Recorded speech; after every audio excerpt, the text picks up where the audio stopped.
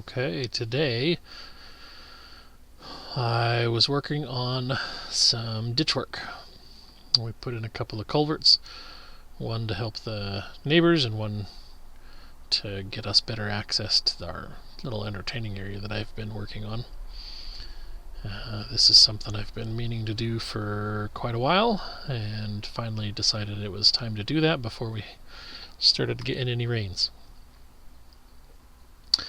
So I'm working on the uphill side of the neighbor's driveway at the moment, and we're going to dig this down just a little bit to help make sure they get better drainage through here, and then they've got a spot that they need to be able to drive forward up onto this little field to the left, and then be able to back their boat into their little barn. And that was something that I told him I would do for him. We've got an awesome working relationship with these guys, and they have been quite amazing. In fact, I mean, we literally wouldn't be here if it wasn't for them, because when we first got here, they let us park on a little section of gravel that they had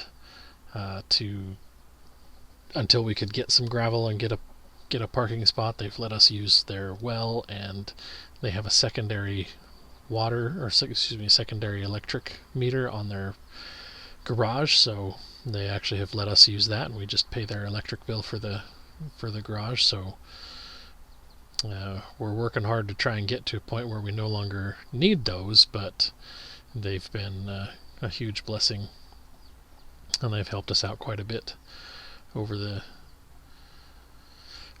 few years that we've been here, and so doing something to help them out is actually kind of nice. It's something that I'm totally willing to do.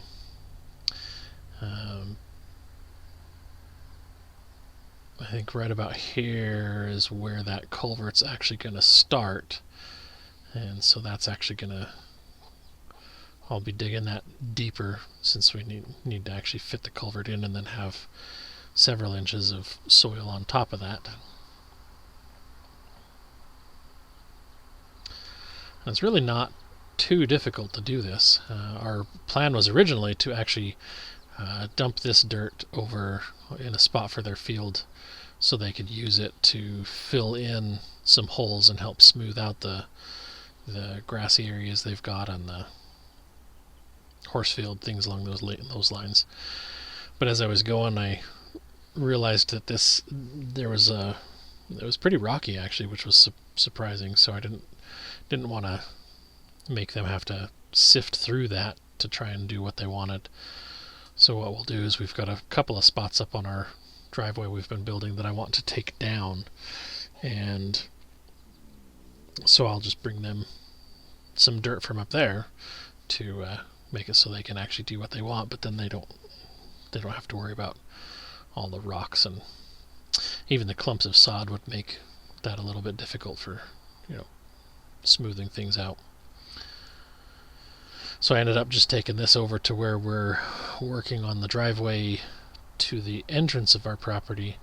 We've got you come in off the highway, and there's actually a really sharp turn that's like a less than 90-degree turn to be able to come onto the property. So I just took it over there and dumped it where I'm working to make a much smoother radius of turn, and then came back, and knowing that I'm going to have to bury the culvert, I started piling some of this up here on the left instead of just putting it all in the trailer.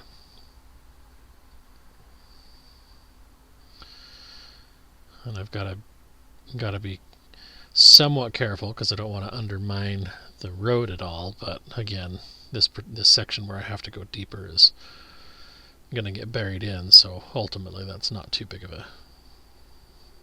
an issue.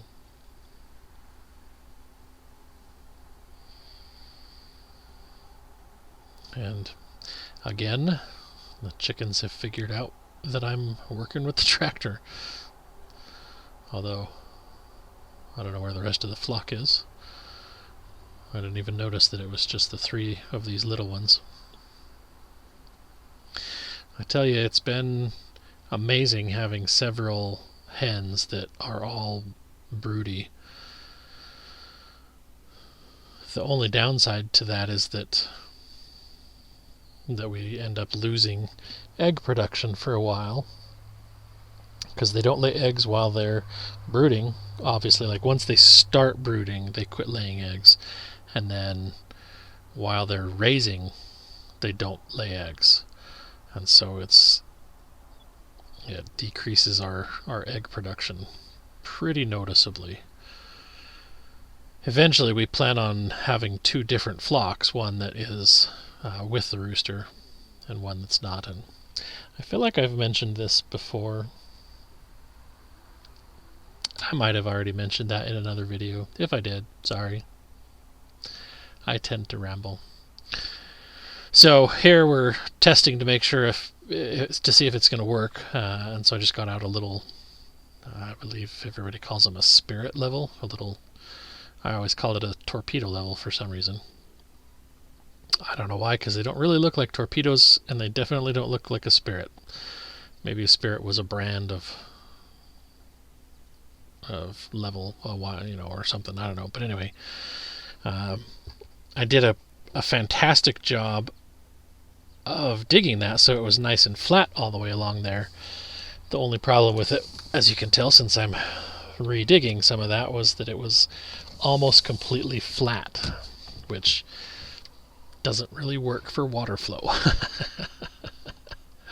I mean, it probably would have been okay, but at the same time, I don't want to have to come back and fix something, and I don't want it to potentially cause any issues. So it was pretty easy to just come back through and dig that out a little bit. And so now I'm going to go and fill that in. You can see there's their little barn where they like to park their boat, so this will make it really easy.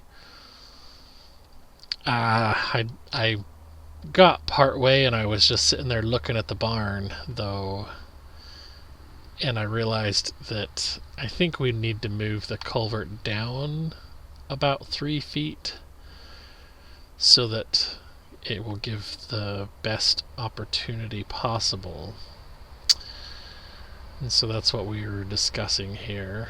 Oh, and there's the rest of the little young ones. And so now comes the challenge of trying to dig this out without damaging the culvert, which is much easier said than done. And I was doing pretty good. Emily was trying to help Spot. But yeah, there's just a tiny little nick in there, so I decided to not use that one for this particular section. So now I just got to kind of clean that out a little bit, and then we'll put the second culvert that's back there in here.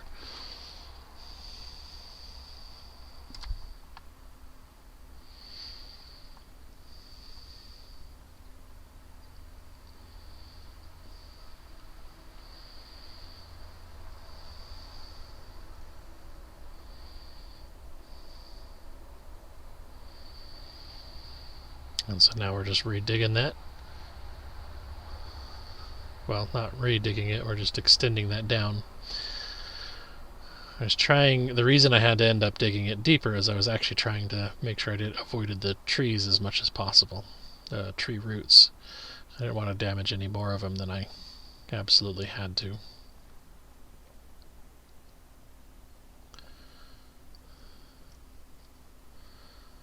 And digging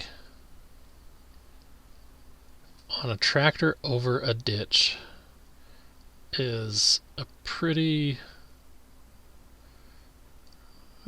nerve-wracking thing, especially since I learned the hard way that tractors slip into ditches pretty easily. last fall. While I was working on a ditch, I was trying to dig it out and deepen it.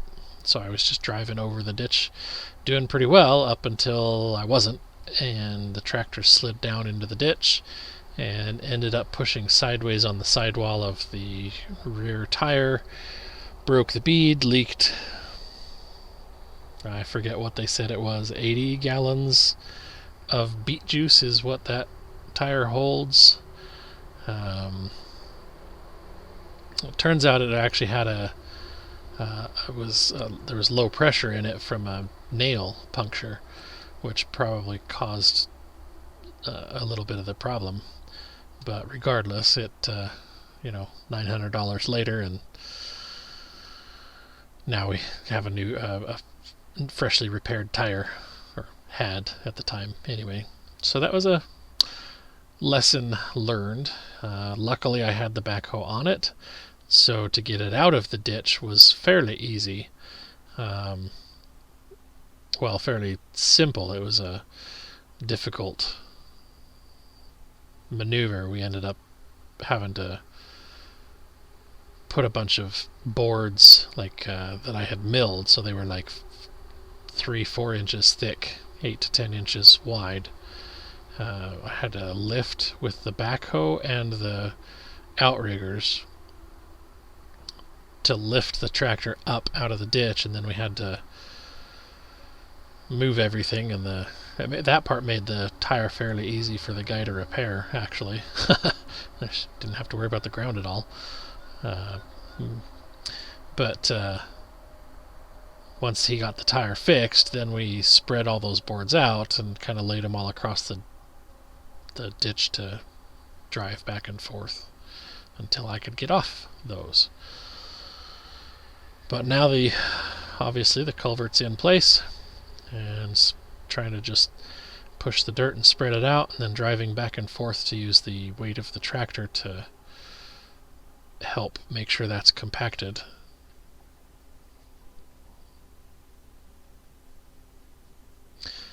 Then we'll come back and bring some gravel in here and throw that down, or some grass seed. We'll have to see which way they want to go. And then just keep back dragging and driving and compacting. And Emily's moving some rocks to help to put around the edges of the ends of the culvert to help ensure that we don't smash dirt down and block it. And then it's just a matter of continuing on, working our way down the ditch.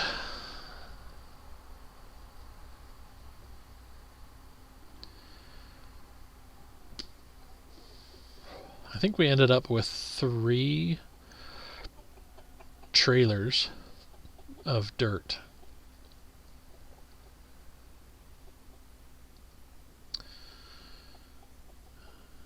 And this, I forget, I think this trailer basically holds 3 cubic yards.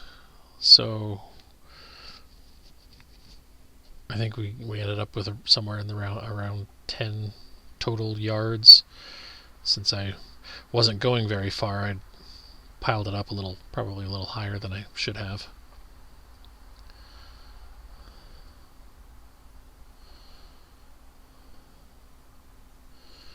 And we're just trying to clean that up a little bit and make sure that the rocks are sort of locked in place. Then it's time to go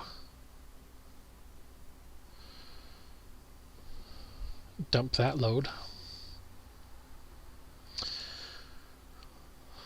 And once again, the footage is kind of limited by the battery on the GoPro. Had I been paying a little bit more attention, I could have stopped the GoPro from recording during this section, but kind of gives you an idea of how long it takes to drive from here to where I dump and then drive back. There's a channel called Walnuts and Wineberries, They basically are doing the same thing. There's several YouTube channels that are all homesteading, doing the same setup that we are, which is kind of fun to watch those guys. But Walnuts and Wineberries is particularly entertaining, and he likes to joke around about how everybody needs to get a Meg, because Meg is his wife and she's always willing to come out and help him do all the hard stuff. And I don't need a Meg, I got an Emily. I like my Emily. She's pretty awesome and has never complained when I've asked her to come out and help, and more often than not she'll come out and volunteer to help if there's, when she finishes the stuff that she wants to do for the day. And it's always more enjoyable when you've got somebody to do work with you. So anyway, there's 2.5 hours of footage for you, compressed down into 16 minutes. So that's where we were at for the day. Thank you as always for watching, and God bless you and yours.